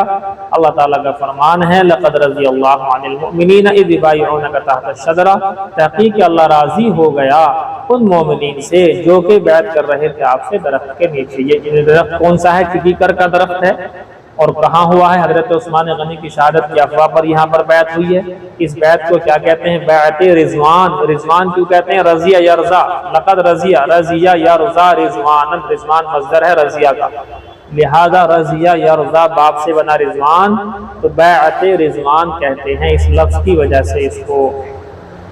समझ लीजिए आप बात। तो ये है वो दरख्त। बहरहाल वो दरख्त सहाबाई किराम को मतलब बुला दिया गया था, बहुत सारे सहाबाई किराम को, और बाद में वो दरख्त जो है हजरत उमर फारूक ने काट भी दिया था। लोग उसको मोहतरम मुकर्रम समझने लगे थे, जैसे हमारे यहाँ भी होता है जो पीपल के दरख्त होते हैं इस तरह के अपनी मन्नतें या पता नहीं क्या क्या उसके अंदर धागे वागे बफान करके आ जाते हैं, तो लोग नई नई रस्म ईजाद कर देते हैं। दारुल देवबंद का जो क़याम है शुरुआत, वो अनार के दरख्त के नीचे, मैंने उसका फोटो देखा है, अनार के दरख्त का फोटो मैंने देखा है, वो किस टाइप का है। आप कहो तो मैं आपको भेजूं अनार के दरख्त का फोटो, आप चाह रहे हो तो भेजूं मैं आपको, ज़ियारत करो उसकी। अनार का वो दरख्त जिसके नीचे बैठ करके दारुल देवबंद शुरू हुआ। और शुरू कैसे हुआ? एक उस्ताद का नाम भी महमूद, और दूसरे शागिर्द उनका नाम भी महमूद। शागिर्द और उस्ताद दोनों के नाम क्या थे? महमूद। दोनों के नाम महमूद हैं। व्हाट्सएप करते हैं, देखो इन्हीं नंबरों पर। एक मिनट, आप सब लोग उसकी जियारत करो। तो इसीलिए यहाँ पर भी रस्म व रिवाज शुरू हो गई थी नई नई। जब नई नई रस्म रिवाज शुरू हो गई तो दारुल देवबंद वालों ने भी उस दरख्त को कटवा लिया था। 40 साल हद सहद उम्र होती है, 40 साल हद सहद उम्र होती है इसकी। समझ गए आप बात? तो 40 साल उम्र से ज्यादा हो गया था, ये दरख्त सूख नहीं रहा था, ऐसे ही इसी तरह से बेहतरीन था। तो लेकिन बहरहाल इसको दरख्त को फिर काटना पड़ा, लोगों ने रस्म रिवाज नई शुरू कर दी थी देवबंद के अंदर। ऐसे ही वहां पर एक कुआं है। कुआं क्या है? कुआं यह है कि मोहतमिम सानी शाह रफीउद्दीन, दूसरे नंबर के जो मोहतमिम गुजरे हैं शाह रफीउद्दीन के नाम से, उन्होंने ख्वाब के अंदर देखा था कि जिन बच्चों के दाखिले होने हैं क़यामत तक, वो सारे के सारे दूध उनको वहां से दिया गया। तो जितना बड़ा बर्तन लेकर के आया था उतना ही बड़ा उसको जो है वो मिला, उतना ही दूध उसको मिल गया। तो ये उसकी ताबीर थी कि जो यहाँ पढ़ेगा, जितना यहाँ से दूध लेके जा रहा है इतना इसको इल्म मिलेगा। तो वो हैगा कुआं वहां पर, उसके अंदर नल फिट कर रखा है, तो उसके ऊपर भी जाल वगैरह से उसको पैक करना पड़ा। लोगों ने गलत रस्में उसके ऊपर ईजाद कर दी। ऐसी हजरत उमर फारूक रज़ियल्लाहु अन्हु ने इस दरख्त को भी क्या किया? खत्म करना पड़ा। कीकर के दरख्त को लोगों ने रस्म रिवाज शुरू कर। देखो जी, देखो देख लिया आपने, میں بھیج چکا ہوں فوٹو اس درخت کا، دارالعلوم دیوبند کا یہ درخت چھتہ کی مسجد میں تھا، چھتہ کی مسجد نام ہے اس کا، مسجد ہے 4-5 اندر دارالعلوم میں۔ دیکھو آپ نے دیکھا جی، یہ بسرام والوں نے دیکھ لیا، انہوں نے نہیں دیکھا ابھی سہسپور والوں نے، یہ کہاں ہے؟ نہیں ہم تو بھیج دیا، اپنا نیٹ کھولو، نیٹ بن جائے، آپ نیٹ کھولو جلدی سے۔ بس خلاصہ یہی کہ حضرت عمر فاروق نے دیکھا کوئی رسم نہ بن جائے، نہیں اس درخت کو کاٹ دیا تھا۔ زیارت کر لو اس کی، یہ وہ ناف کا درخت ہے جس کے نیچے بیٹھ کر دارالعلوم دیوبند شروع ہوا ہے۔ ایک استاد محمود، ایک پڑھنے والا محمود، دونوں محمود استاد کے شاگرد سب سے پہلے دارالعلوم دیوبند کے استاد چلے۔ یہیں سے آج ہم لوگ بیٹھے پڑھا رہے ہیں آپ کو، یہیں سے سارے عالم کے اندر فیض پھیلا ہے، ساری دنیا، ہمارا مرکز نظام الدین بھی سب یہیں سے جڑا ہوا ہے، یہیں سے بات پھیلی ہے سب کچھ۔ ٹھیک ہے جی، دارالعلوم دیوبند کی شروعات اسی درخت کے نیچے بیٹھ کر ایک استاد محمود اور شاگرد محمود دونوں کے دونوں یہیں سے پڑھائی شروع کی تھی۔ آج دارالعلوم دیکھ لو کتنا بڑا ہے، کتنا فیض یاب ہو رہا ہے، اور شروعات یہاں سے ہوئی۔ چلیے سہسپور والوں نے دیکھ لیا نہیں دیکھ لیا یہ بتائیے آپ، سہسپور والوں نے دیکھ لیا؟ ہاں یہ ہے وہ انار کا درخت۔ چلیے گا جائیے گا باب ابو داؤد شریف کتاب الادب باب فی ذی الوجہین، باب فی ذی الوجہین، یہ باب ہے دوغلے شخص کا بیان۔ دوغلا شخص، ادھر جائے تو اس کی، ادھر جائے تو اس کی، ادھر گیا تو بھی بڑھیا، ادھر گیا تو بھی بڑھیا۔ تو لہذا اس طرح کا آدمی نہ حرام کو حرام کہہ رہا، نہ حلال کو حلال کہہ رہا ہے۔ جیسا دیش ویسا بھیش، یہ کہنے والا شخص، جیسا دیش ویسا بھیش کہنے والا شخص، یہ بڑا ہی خراب قسم کا آدمی ہوتا ہے۔ یہ کافروں کے اندر بھی اپنے آپ کو ایڈجسٹ کر لیتا ہے، منافقین کی طرح، وہ کہتے ہیں کفر کرو تو کفر بھی کر لیتا ہے۔ ہمارے علاقوں کے اندر ایک نیتا ہے بڑا، اس نے جو ہے اسی میں راجنیتی میں لے کر کے تھالی والی اور کھڑا ہو گیا مورتی کے آگے، اور پتہ نہیں کیا کیا ہوتا ہے، لگ وغیرہ لگایا، کیا کیا کرا اللہ جانے۔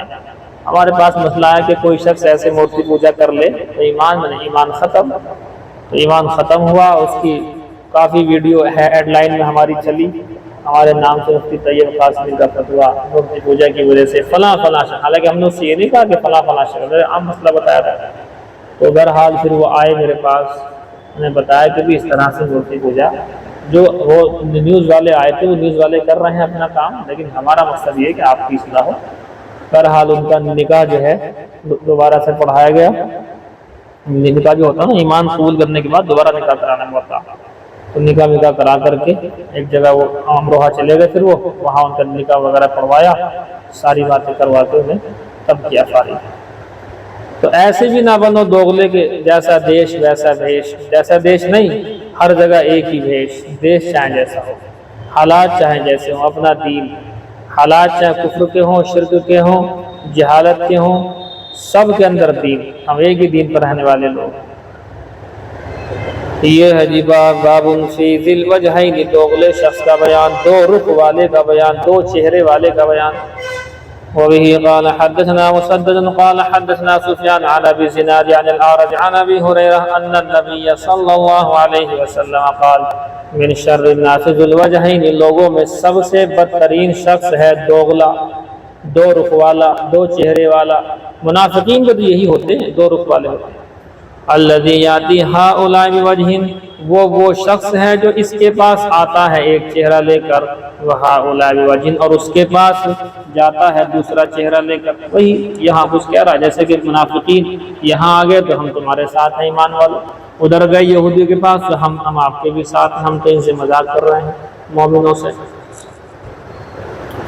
وبه قال حدثنا ابو بکر بن ابي شيبة قال حدثنا شريك عن الركين عن الرقين بن الربيع عن نعيم بن حنظلة عن عمار قال قال رسول الله صلی اللہ علیہ وسلم، حضور صلی اللہ علیہ وسلم نے ارشاد فرمایا، من کان لہ وجہان فی الدنیا، جس شخص کے دو چہرے ہوں، دو رخا ہو، دو غلا ہو دنیا کے اندر، کان لہ یوم القیامت، ہوگی اس کی قیامت کے دن لسانان من نار، جہنم کی آگ کی دو زبانیں ہوں گی، اس کی زبانیں بھی آگ کی ہوں گی، جہنم سے آگ سے بنائی جائیں گی، اور زبانیں بھی دو ہو جائیں گی اس کی۔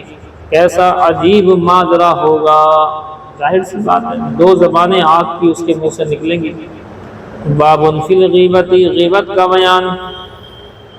وبه قال حدثنا عبد الله بن مسلمة القعنبي قال حدثنا عبد العزيز يعني ابن محمد عن العلاء عن أبيه عن أبي هريرة، حضرت ابو ہریرہ رضی اللہ تعالی عنہ سے روایت ہے، فرماتے انه قیل یا رسول اللہ والغیبہ، کہا گیا ہے اللہ کے رسول غیبت کیا چیز ہے؟ غیبت کسے کہتے ہیں؟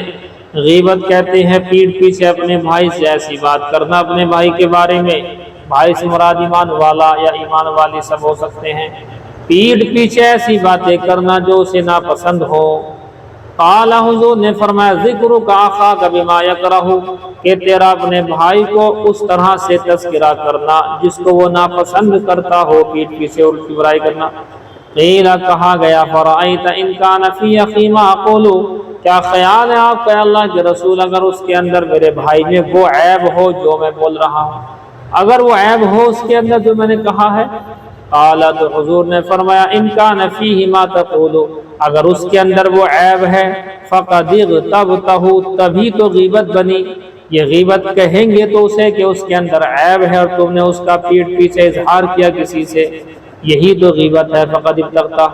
وَإِن لَّمْ يَكُنْ فِيهِ مَا تَقُولُ، اور اگر اس میں وہ عیب نہ ہو جو تو کہہ رہا ہے، فقد بہتہ، وہ تو نے اس پر تہمت لگا دی، تہمت غیبت سے بڑا گناہ ہے۔ ایک عیب اس کے اندر ہے ہی نہیں، آپ وہ عیب کا الزام اس کے اوپر لگا رہے ہیں، یہ تو کیا بنے گی؟ تہمت بنے گی۔ اور دوسرا یہ ہے کہ اگر اس کے اندر وہ عیب ہے، مان لیجئے میں ہوں، میں اپنی مثال دوں، آپ لوگ کو نہیں کہہ سکتے، میرے اندر کوئی عیب ہے اور آپ میرے پیٹھ پیچھے اس عیب کا اظہار کرتے ہیں کہ بھئی ہمارے مفتی صاحب کے اندر یہ عیب ہے، تو یہی تو غیبت ہے، عیب ہے تبھی تو غیبت ہے۔ اور میرے اندر اگر کوئی عیب نہیں ہے اور آپ وہاں اس کا تذکرہ کرتے ہیں تو اب یہ بہتان ہے، جو عیب نہ ہو تب تذکرہ کرنا بہتان، یہ غیبت سے بھی اپر کلاس کا گناہ ہے، اپر کلاس، اس سے اوپر کا۔ وبه قال حدثنا مسدد قال حدثنا يحيى عن سفيان قال حدثني علي بن الأكبر عن ابی حذیفہ عن عائشہ، حضرت عائشہ صدیقہ کائنات فرماتی ہیں قالت قلت للنبی صلی اللہ علیہ وسلم حسبک من صفیۃ کذا و کذا، میں نے کہا اللہ کے نبی صلی اللہ علیہ وسلم سے، اما فرماتی ہیں میں نے حضور سے فرمایا حسبک من صفیۃ کذا و کذا، یہ سوتنوں والا معاملہ ہے، ایک سے زیادہ بیوی کسی کی ہو تو وہ زیادہ اس بات کو سمجھتا ہے۔ تو حضرت عائشہ نے چغلی کر دی، غیبت کر دی، کس کی؟ حضرت صفیہ کی۔ حسبک من صفیۃ کذا و کذا، اما میاں آپ کے لیے تو صفیہ میں فلاں فلاں عیب ہی کافی ہے، صفیہ میں فلاں فلاں عیب ہے، میں اچھی ہوں لیکن وہ ایسی ہے۔ ظاہر سی بات ہے صحابیہ صحابہ سے غلطی ہوئی تبھی تو ہمیں یہ مسئلے ملے ہیں، ان سے غلطی نہ ہوتی ہے بالکل پاک باز ہو جاتے انبیاء کی طرح معصوم، تو پھر ہمیں یہ مسئلے مسائل کہاں سے ملتے کہ ایسا ہونے پر کیا ہوتا ہے۔ کیا کہا تھا انہیں؟ پستہ قد کہا تھا، پستہ قد، دیکھنے میں ان کا قد تھوڑا سا چھوٹا تھا، تو قد کے چھوٹا ہونے کی وجہ سے ان سے اس طرح سے کہا تھا کہ تمہارے لیے تو صفیہ میں قضا و قضا، یعنی یہ فلاں فلاں عیب ہی کافی ہے، یعنی ان کے اندر تو عیب ہے، یہ کہا۔ تو کہتے ہیں قال غیر مسدد، مسدد کے علاوہ راویوں نے اس کو ذکر بھی کیا کیا عیب تھا، تعنی وہ مراد لے رہی تھی قصیرتن، ان کے پستہ قد کو، وہ چھوٹی ہے دیکھنے میں، یہ تھا ان کی مراد، بالکل چھوٹی نہیں لیکن ان کے اعتبار سے چھوٹی تھی۔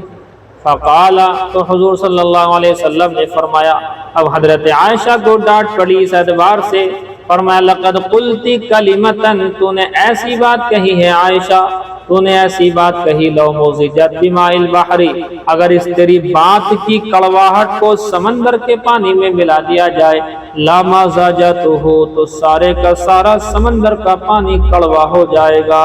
اتنی خطرناک بات کہی تو نے، اتنی غلط بات ہے۔ قالت، کہتی ہیں وَحَكَيْتُ لَهُ إِنسَانًا، اب جب میں کسی کے سامنے کسی کی بات کرتی ہوں، فقال، تو حضور نے فرمایا ما احب انی حکیت انسانا وان لی کذا و کذا، کہ میں نہیں پسند کرتا ہوں اس بات کو کہ بے شک میں کسی انسان کا تذکرہ کروں اور بے شک میرے لیے فلاں فلاں بات ہو، یعنی میں کسی کا نام لے کر کے اس کا عیب بیان کروں۔ کوئی مجھ سے یہ کہے کہ میرے لیے اتنا مال دوں گا، 10 لاکھ روپے دوں گا تمہیں، فلاں فلاں کا نام لے کر کے اس کی برائی کرو، اس کا عیب ظاہر کرو، تب بھی میں اس بات کو پسند نہیں کرتا۔ ما احب انی حکیت انسانا، میں پسند نہیں کرتا اس بات کو، میں پسند نہیں کرتا اس بات کو کسی کا واقعہ بیان کرو، کسی کی حکایت، عیب والی حکایت کی بات چلیے، کسی کا عیب بیان کروں، میں اس بات کو پسند نہیں کرتا، حالانکہ میرے لیے قضا و قضا چاہے اتنا مال ہو۔ کوئی مجھے پیسے دے کر کے بھی کہے گا کہ بھلا کا عیب بیان کرو تو میں نہیں کروں گا۔ وبه قال حدثنا محمد بن عوف قال حدثنا ابو اليمان قال حدثنا شعيب قال حدثنا عبد الله بن ابي حسين قال حدثنا نوفل بن مساحق عن سعيد بن زيد عن النبي صلی اللہ علیہ وسلم قال، نبی صلی اللہ علیہ وسلم سے روایت فرماتے ہیں، ان من اربع الربا، بڑے گناہوں میں سے بڑا گناہ، ان من اربع الربا، بہت بڑے گناہوں میں سے بہت بڑا گناہ یہ ہے، الاستطالۃ فی عرض المسلم بغیر حق، ناحق کسی مسلمان کی عزت کو اچھالنا، ناحق کسی مسلمان کی عزت سے کھلواڑ کرنا، یہ بڑے گناہوں میں سے بڑا گناہ ہے۔ ان من اربع الربا، بہت بڑا گناہ ہے، سب سے بڑا ظلم یہ ہے۔ وبه قال حدثنا جعفر بن مسافر قال حدثنا عمرو بن ابي سلمة قال حدثنا زهير عن العلاء بن عبد الرحمن عن ابيه عن ابي هريره قال قال رسول الله صلی اللہ علیہ وسلم، حضور نے ارشاد فرمایا، ان من اکبر الکبائر، بڑے گناہوں میں سے بڑا گناہ ہے، استطالۃ المرء فی عرض رجل مسلم بغیر حق، ناحق کسی مسلمان کی عزت کو اچھالنا، کوئی مرد کسی مسلمان کی عزت کو اچھالے ناحق، یہ بڑے گناہوں میں سے بڑا گناہ ہے۔ ومن الکبائر، اور بڑے گناہوں میں سے ایک بڑا گناہ یہ ہے، السبتان بالسبہ، ایک گالی کے بدلے میں 2 گالی دینا، مراد گالی ہی نہیں، ایک تھپڑ کے بدلے میں 2 تھپڑ مارنا، ایک گھونسے کے بدلے میں 2 گھونسے مارنا، ایک چپت کے بدلے میں 2 چپت مارنا، اس نے اس کی 1 روٹی کھا لی، اس کے بدلے میں اس کی 2 روٹی کھا جانا، اس کی 1 ٹوفی کھا لی، اس کے بدلے میں سامنے والے کی 2 ٹوفی کھا جانا، اس نے بالوں کو کھینچا، اس نے 4 بال پکڑ کر کے کھینچے، اس کے 10 بال پکڑ کر کے کھینچ دینا، اس نے جو ہے اس طریقے سے بہت ساری، جب آپ بیٹھتے ہیں آپس میں رہتے ہیں تو لڑائی جھگڑے بھی رہتے ہیں، بہرحال ایک کے بدلے 2، اینٹ کا جواب پتھر جسے کہتے ہیں، آپ نے سنا ہوگا کہ اینٹ کا جواب پتھر سے دیں گے، نہیں، اسلام کے خلاف بات ہے، اینٹ کا جواب اینٹ سے دیں گے، یہ اسلام کے موافق ہے، پتھر کا جواب پتھر سے دیں گے، یہ اسلام کے موافق ہے، اینٹ کا جواب پتھر سے، ایک کے بدلے 2، ایک گالی کے بدلے 2 گالی، ایک چاٹے کے بدلے 2 چاٹے، ایک قتل کے بدلے 2 قتل، یہ اسلام میں منع ہے۔ لوگ کیا کہتے ہیں، اینٹ کا جواب پتھر سے دیں گے، اور ہم کیا کہتے ہیں، ہم پتھر کا جواب پتھر سے دیں گے اور اینٹ کا جواب اینٹ سے ہی دیں گے۔ جتنا ہمارے پر ظلم ہوتا ہے اتنا ہم سامنے والے سے بدلہ لے سکتے ہیں یا معاف کر سکتے ہیں، یہی کلام پاک کے اندر آیا ہے، وَإِنْ عَاقَبْتُمْ فَعَاقِبُوا بِمِثْلِ مَا عُوقِبْتُمْ بِهِ، اگر تم پر کسی نے ظلم کیا تو بِمِثْلِ مَا عُوقِبْتُمْ بِهِ، تم اس کا بدلہ لے سکتے ہو، مثل اس کے ہی جیسا، آنکھ توڑی ہے آنکھ توڑ سکتے ہو، ناک توڑی ہے ناک توڑ سکتے ہو، وَالْأُذُنَ بِالْأُذُنِ، کان توڑے ہیں کان توڑ سکتے ہو، کان کاٹے ہیں کان کاٹ سکتے ہو، وَالسِّنَّ بِالسِّنِّ، دانت توڑے ہیں دانت توڑ سکتے ہو، وَالْجُرُوحَ قِصَاص۔ یہ کلام پاک میں آپ نے پڑھا ہے تفسیر 6 پارے کے اندر 4 پارے کے بعد۔ دیکھیے جی کہاں گیا، 2 گالیوں کے بدلے 1 گالی کے بدلے 2 گالی۔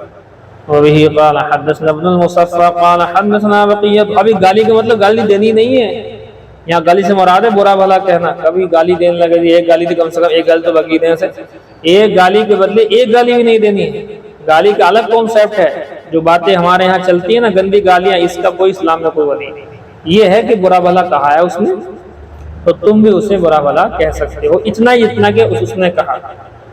کسی نے یوں کہہ دیا، میں آپ کو بول دیتا ہوں، عام طور پر یہ عورتیں اس طرح لڑتی ہیں، لڑائی میں کیا کہتی ہیں؟ ڈائن، کیا کہہ دیتی ہیں؟ ڈائن کہہ دیا، وہ چلتا ہے ہمارے ہاں تو وہ چلتا ہے، پتہ نہیں آپ کے یہاں کیا چلتا۔ ڈائن کہہ دیا مثال کے طور پر، تو آپ بھی کہہ دو اسے، آپ کہنا چاہو تو اسے کہہ دو کہ میں ڈائن تو بھی ڈائن، بس۔ اب یہ کہ صاحب اس نے کہا تمہیں ڈائن اور تم نے کیا کہا، تو ڈائن بھی ہے، تو چڑیل بھی ہے، تو یہ بھی ہے، تو وہ بھی، بات شروع ہو گیا، یہ نہیں چلے گا۔ ایک لفظ کے بدلے ایک لفظ کہہ لو، اور آگے لکھا ہے وَلَئِن صَبَرْتُمْ لَهُوَ خَيْرٌ لِّلصَّابِرِينَ، اور اگر تم ایک لفظ کے بدلے ایک بھی نہ کہو تو یہ بہترین ہے صبر کرنے والوں کے لیے، لَهُوَ خَيْرٌ لِّلصَّابِرِينَ۔ تو ایک بھی نہ کہو، اس نے کہا ڈائن کہ ٹھیک ہے جی بہننا، تیرا عمل تیرے ساتھ، میرا عمل میرے ساتھ، لَكُمْ دِينُكُمْ وَلِيَ دِينِ، تو اپنا کام کر، تو والی وقت رہ، میں تجھے کوئی جواب نہیں دوں گی۔ یہ نمبر ایک کی بات، اعلیٰ کوالٹی، افضل کوالٹی یہی ہے۔ ہاں یہ ہے یہ بات۔ کہاں گیا ابھی؟ قال حدثنا صفوان قال حدثني راشد بن سعد وعبد الرحمن بن جبير عن انس بن مالك رضي الله تعالى عنه قال قال رسول الله صلی اللہ علیہ وسلم، حضور نے ارشاد فرمایا، لما عرج بی، جب مجھے معراج کرائی گئی، مررت بقوم، میں ایسی قوم کے پاس سے گزرا، لہم اصفار من نحاس، اس کے تانبے کے ناخون تھے، تانبے کے ناخون، تانبا سمجھتے ہیں یہاں برتن ہوتے ہیں، تانبے کے ناخون تھے، یخمشون وجوہہم وصدورہم، وہ اپنے چہروں کو اور اپنے سینوں کو اس سے نوچ رہے تھے۔ فقلت، میں نے کہا، کس سے؟ جبرائیل سے، من ہؤلاء یا جبریل، اے جبرائیل یہ کون لوگ ہیں؟ قال ہؤلاء الذین یاکلون لحوم الناس، یہی تو وہ لوگ ہیں جو لوگوں کے گوشت کھاتے تھے۔ لوگوں کا گوشت کھانے سے مراد کنایہ ہے غیبت کرنا۔ وَيَقْعُونَ فِي أَعْرَاضِهِمْ، لوگوں کی عزتوں میں گرتے تھے، یعنی لوگوں کی عزتوں سے جو ہے کھلواڑ کیا کرتے تھے۔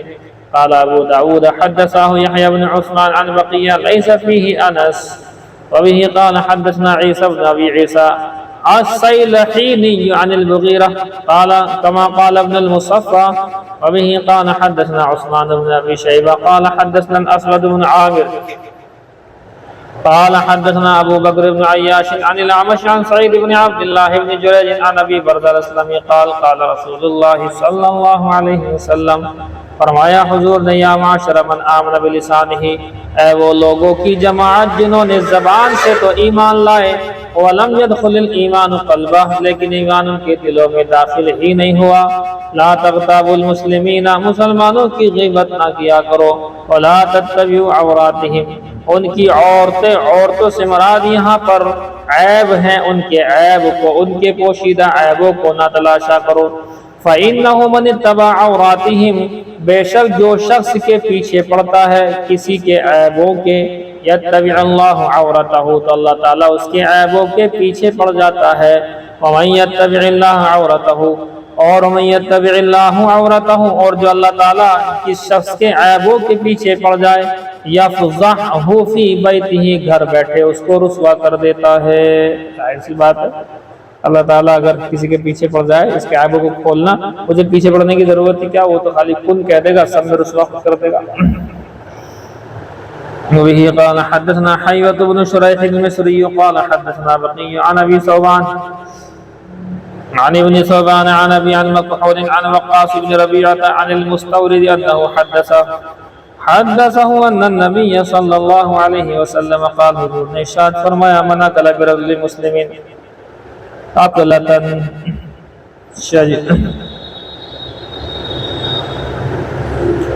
جو شخص کے کسی مسلمان کی وجہ سے اکلتن ایک لقمہ کھائے، لقمہ کھائے مطلب، لقمہ کھانے کا مطلب غیبت کرنا، جو شخص کسی مسلمان کی غیبت کر کے لقمہ کھائے، یعنی غیبت کرنا گویا کہ مردار گوشت کے بھائی کو کھانا ہے، فَإِنَّ اللَّهَ يُطْعِمُهُ مِثْلَهَا مِنْ جَهَنَّمْ، تو اللہ تعالیٰ اسے جہنم میں اسی کے مثل کھلوائے گا۔ وَمَنْ كُسِيَ ثَوْبًا، اور جو شخص کے پہنایا گیا کسی کپڑے کو، برجل مسلم، اچھا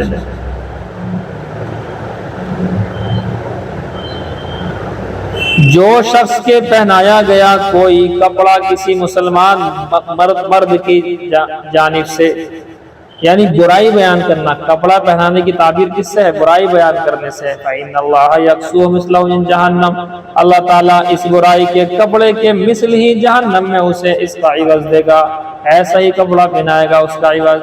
وَمَنْ قَامَ بِرَجْلٍ، اور جو شخص کے کسی وجہ سے کھڑا ہوا، مقام سمعۃ وَرِیاءٍ، ریاکاری کے مقام پر، دکھلاوے اور ریاکاری کے مقام پر جو شخص پہنچ گیا تو کیا ہوگا؟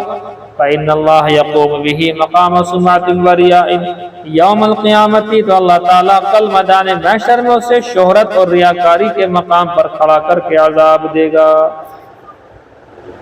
وَبِهِ قَالَ حَدَّثَنَا وَاصِلُ بْنُ عَبْدِ الْأَعْلَىٰ قَالَ حَدَّثَنَا أَصْبَاطُ بْنُ مُحَمَّدٍ عَنْ هِشَامِ بْنِ سَعْدٍ عَنْ زَيْدِ بْنِ أَسْلَمَ عَنْ أَبِي صَالِحٍ عَنْ أَبِي هُرَيْرَةَ قَالَ قَالَ رَسُولُ اللَّهِ صَلَّى اللَّهُ عَلَيْهِ وسلم كُلُّ الْمُسْلِمِ عَلَى الْمُسْلِمِ حَرَامٌ مَالُهُ وَعِرْضُهُ وَدَمُهُ حَسْبُ امْرِئٍ مِّنَ الشَّرِّ أَن يَحْقِرَ أَخَاهُ الْمُسْلِمَ۔ فرمایا حضور نے ہر مسلمان کا دوسرے مسلمان پر اس کا مال بھی حرام، اس کی عزت بھی حرام ہے، یعنی اس کا مال چھین نہیں سکتا، اس کی عزت کو پامال نہیں کر سکتا۔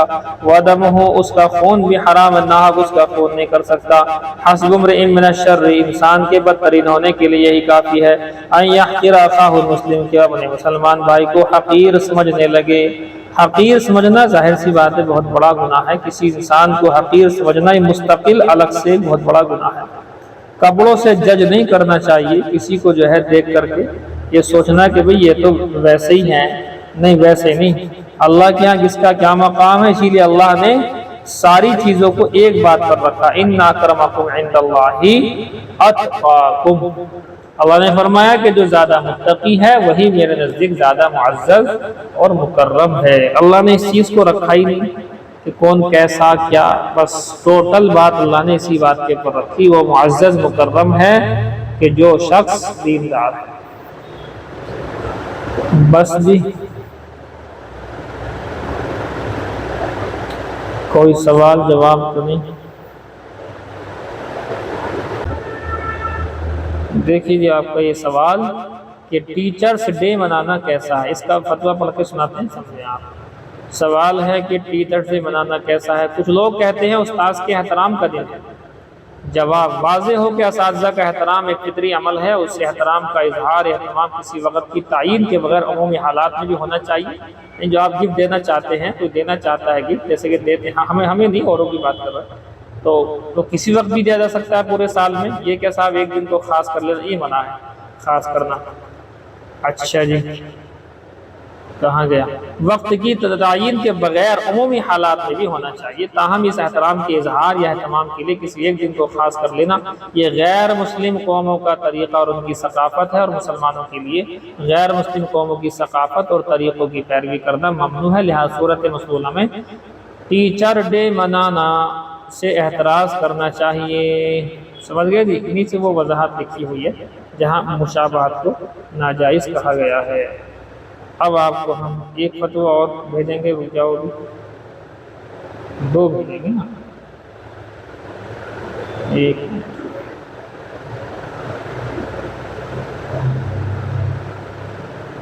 یہ آیا دیکھیں، ابھی نہیں، اب آئے گا۔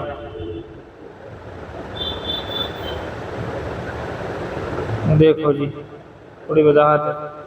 ٹیچر ڈے منانا کیسا ہے؟ ایسی جگہوں میں جہاں سارے مسلمان ایسی جگہوں میں جہاں سارے مسلمان طلباء جمع ہوں اور کوئی غیر شرعی کوئی کام نہ ہو، صرف اساتذہ کی اہمیت بیان کی جاتی ہو، اس میں شرکت کرنا۔ واضح رہے کہ یوم اساتذہ، ٹیچر ڈے یا اسی طرح دیگر دن منانا کوئی شرعی تقریب نہیں ہے اور نہ ہی شرعاً اس کی کوئی حیثیت ہے، تاہم ان چیزوں کا اہتمام و التزام غیر مسلموں کی تہذیب سے مشابہت ہے، عموماً اس میں دیگر خرافات بھی پائی جاتی ہیں، اس لیے حتی الامکان ایسی رسوم و رواج کی حوصلہ شکنی کرنی چاہیے۔ البتہ اساتذہ کے مقام و مرتبے کے عنوان سے کوئی تقریب منعقد کرنا، اس میں شرکت کرنا بذات خود جائز ہے، لیکن ٹائم فکس نہ ہو، کبھی بھی کر سکتے ہیں، بشرطے کہ اس میں کسی غیر شرعی کام کا ارتکاب نہ کیا جائے۔ غیر شرعی ان کے اندر تو ہوتا ہی ہے، بے پردہ ہو کر کے لڑکیاں ملتی ہیں، ان سے گفٹ وغیرہ دیتی ہیں، سب ویسی باتیں غلط ہے بالکل، اور نہ کسی قسم کا اہتمام و التزام ہو اور شرکت نہ کرنے والوں پر لعن طعن بھی نہ ہو۔ یہ روایات لکھی ہوئی ہیں اس کے اندر. تو اس سے کیا سمجھ میں آیا آپ کی سمجھ میں آ گیا ہے کہ ٹیچر ڈے منانے کی کونوں گنجائش نہیں ہے، کونوں گنجائش نہیں. یہ ہے یہ بات، سمجھ گئے جی.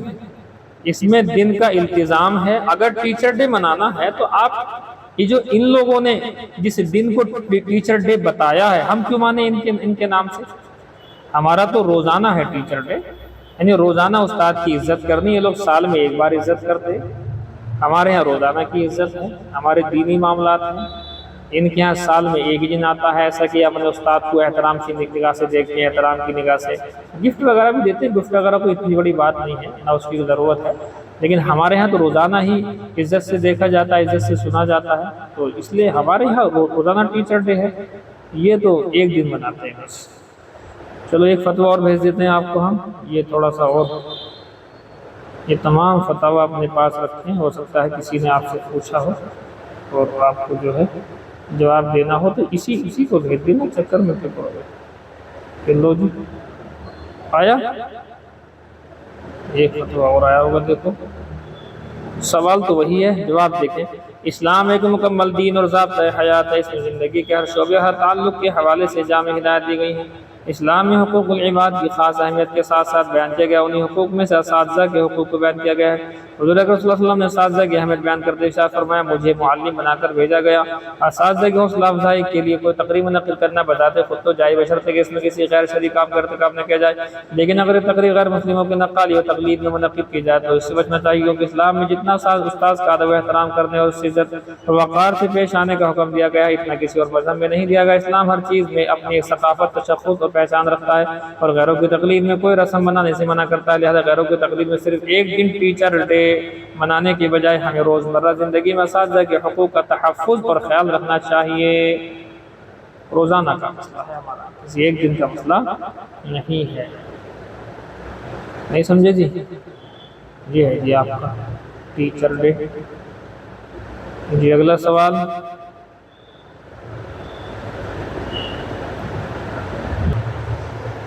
مسلمان کو گالی دینا جی بہت بڑا گناہ ہے.